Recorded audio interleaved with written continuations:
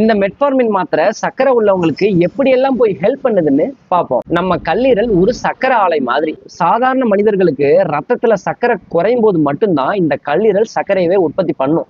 ஆனா சக்கரை உள்ளவங்களுக்கு இந்த கல்லீரலை ஆஃப் பண்ற சிக்னலே வேலை செய்யாது. இதனால ரத்தத்துல ஏற்கனவே சர்க்கரை இருந்தாலும் கல்லீரல் நிறுத்தாம சர்க்கரையை உற்பத்தி பண்ணிக்கிட்டே இருக்கும். இந்த மெட்ஃபார்மின் உள்ள போனதும் அந்த சக்கரை ஆலைக்கு ஒரு ஆர்டர் போடுது.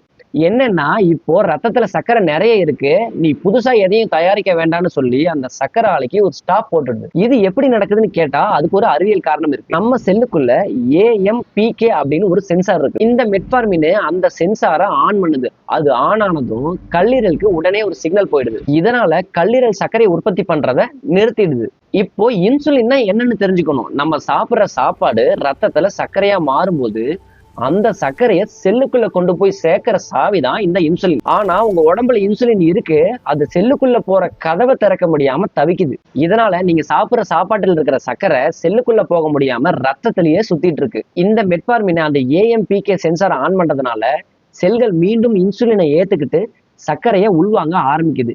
இதனால சர்க்கரையோட அளவும் குறையுது. அடுத்து நம்ம குடல்ல இயற்கையாவே GLP-1 அப்படிங்கிற ஒரு ஹார்மோன் இருக்கு. அது நீங்க சாப்பிட்ட உடனே போதும், சாப்பிட்டது ரத்தத்துல சர்க்கரை சேர்றதை கட்டுப்படுத்துன்னு இது ஒரு சிக்னல் கொடுக்கும். மெட்ஃபார்மினே இந்த ஹார்மோனுடைய உற்பத்தியை அதிகரிக்கும். நீங்க சாப்பிடுற சாப்பாடு ரத்தத்துல வேகமா கலக்காம மெதுவா கலக்க இது ஹெல்ப் பண்ணுது.